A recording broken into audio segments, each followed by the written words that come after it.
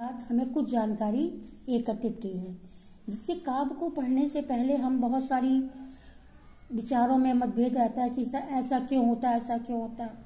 आज हम काव्य से संबंधित जानने योग्य कुछ महत्वपूर्ण बातें हैं, जैसे काव्य और उसके भेद। रसात्मक वाक्यों को काव्य कहते हैं। वाक्याम रसात्मकम काव्यम, अर्थात जो शब्दमयी रचना श्रोता या पाठक के मन में अलौकिक आनंद की सृष्टि करती है या उत्पन्न करती है, उसे काव्य कहते हैं। शैली की दृष्टि से काव्य के निम्नलिखित दो भेद बताए गए हैं। जैसे पद्य रचना। पद्य रचना किसे कहते हैं? पद्य रचना उसे कहते हैं जिसमें छंदों का विधान होता है, जैसे महाकाव्य, खंडकाव्य आदि।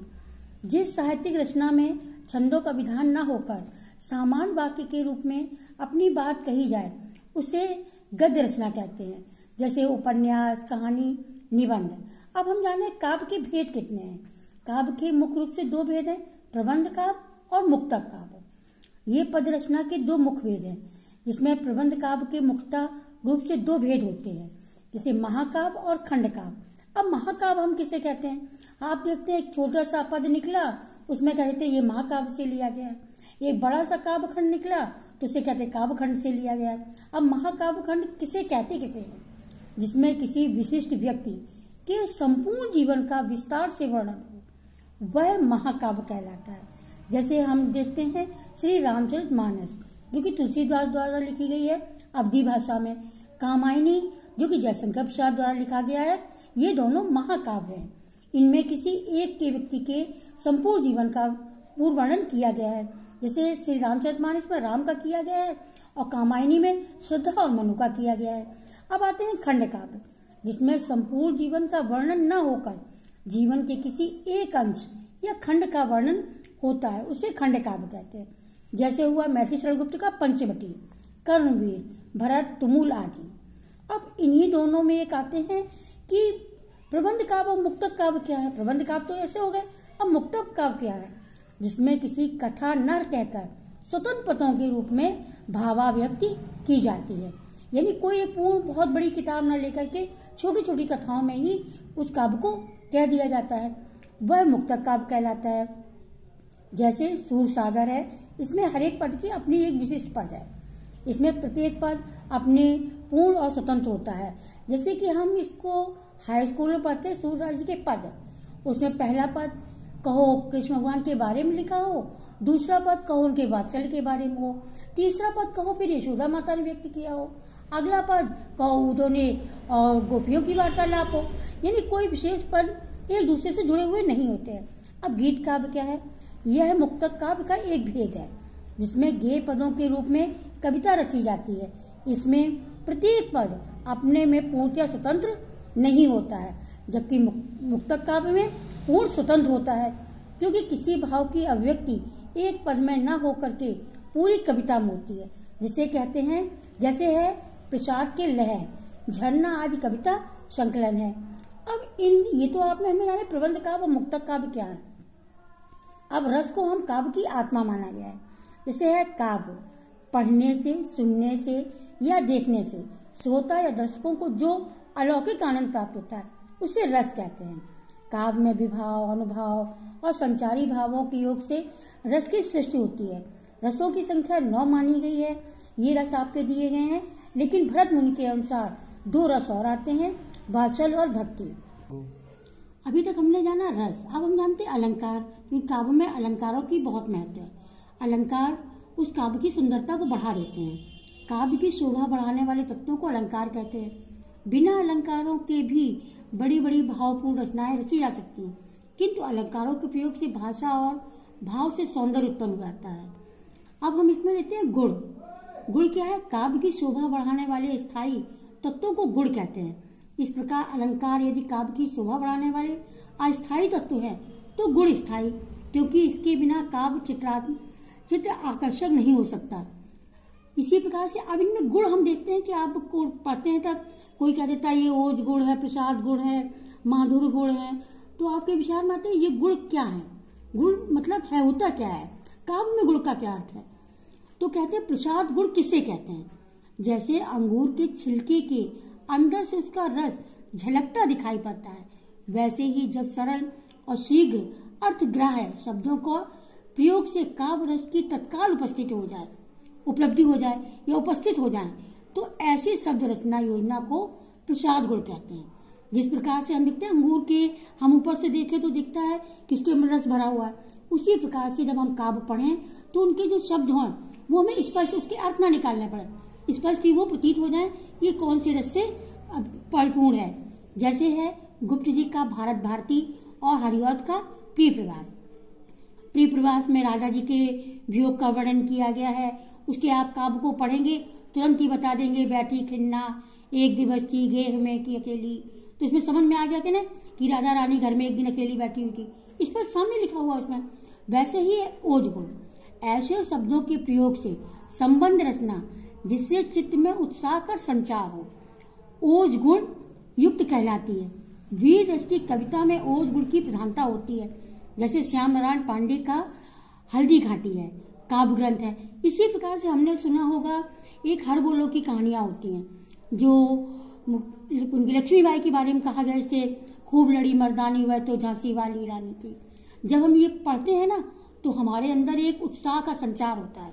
उत्साह माने उसको हम बहुत प्रफुल्लित बहुत प्रसन्नता की दृष्टि से पढ़ते हैं।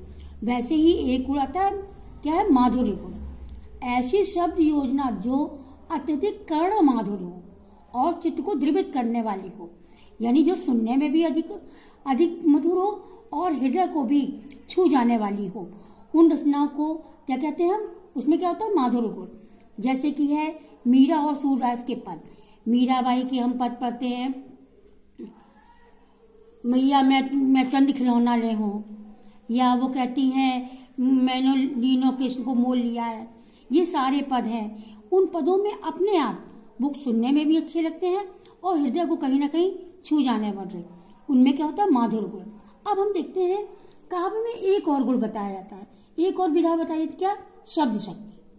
अब लोग कहते हैं लिखा तो इसमें ये है लेकिन अर्थ इसका अलग निकल रहा है, ये कैसे हो सकता है?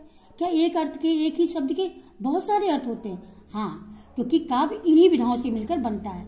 जैसे शब्द शक्ति, जिस शक्ति के बल पर शब्द के विभिन्न अर्थों की व्यंजना कहते हैं उससे शब्द शक्ति कहते हैं। इसके 3 भेद हैं, अभिधा, लक्षण और व्यंजना। अब अभिधा क्या है? यह वह शब्द शक्ति है जिसके बल पर शब्द के सामान्य अर्थ का बोध होता है। कोशों में ऐसा ही अर्थ दिया जाता है। अभिधा वो शब्द है जो कवि कहना चाहता है और हम उसे स्पष्ट समझ लेते हैं। जैसे कवि ने कहा वारी, वारी का अर्थ यहाँ पर क्या है? जल। ऐसे ही दूसरा है लक्षणा। अब लक्षणा क्या है? जब अभिधा से काम नहीं चलता है, अर्थात वहां भाव कुछ और निकल रहा है और शब्द कुछ और दिया है, क्योंकि एक शब्द के बहुत शब्द सारे अर्थ होते हैं, स्थान के अनुसार, प्रयोग के अनुसार, स्रोत के अनुसार ये सारे अर्थ बदल जाते हैं। इसके अर्थ क्या? शब्द के सामान्य अर्थ से वक्ता का भाव स्पष्ट नहीं होता है। जिस शब्द के बल पर उससे मिलता जुलता अर्थ लेकर वक्ता का आशय स्पष्ट होता है उसे ही लक्षणा कहते हैं। अब हमने देखा ना कि कोई किसी काव्य की अलग व्याख्या करता है, कोई किसी काव्य की अलग व्याख्या करता है, उसके वो अपने भाव के अनुसार करता है। जैसे है यदि किसी व्यक्ति को कोई गधा कहे तो अभिधा से काम नहीं चल रहा।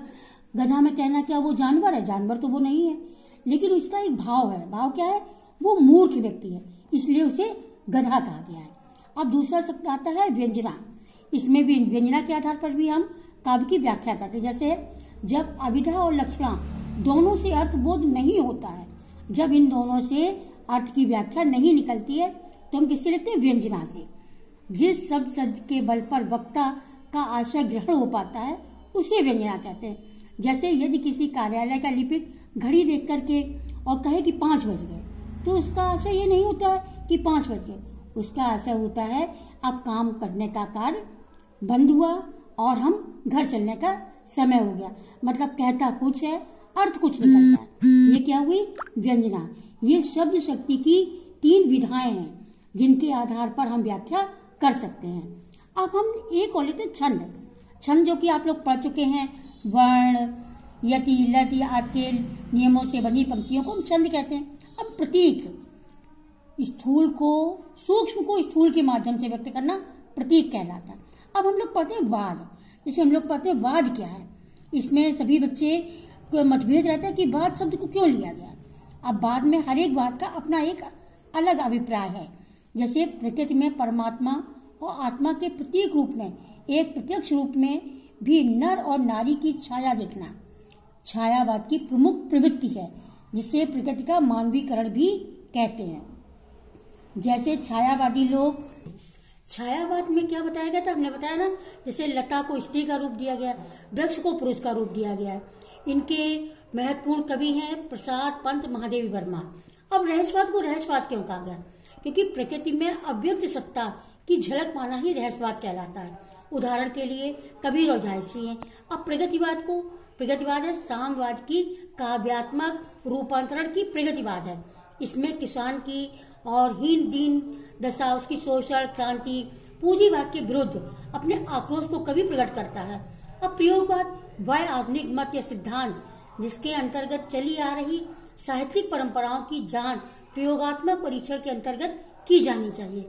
उसमें से जो अनावश्यक व निरर्थक हो उसके स्थान पर नई परंपराएं चलाने के लिए नए प्रयोग करने वाले देखा जाना चाहिए। इस बात के अनुयायी कवि या लेखक संसार में छाए हुए अंधकार, अनाचार और विषाद में अपने आप को नए उचित मार्ग का अन्वेषक तथा अपनी कृतियों को प्रयोग मात्र मानते हैं।